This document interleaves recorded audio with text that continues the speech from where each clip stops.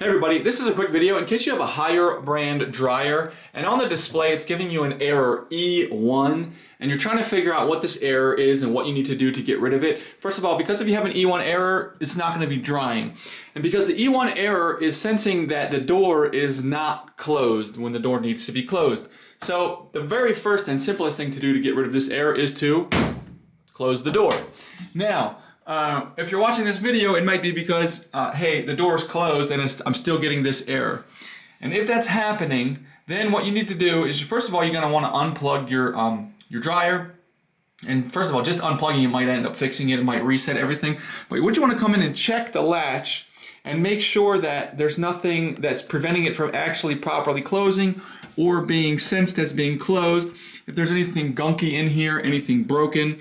And then beyond that, you can remove the door latch assembly and check the wiring and make sure all the wiring and everything is good to the door latch so that the door is also being sensed as closed when it is.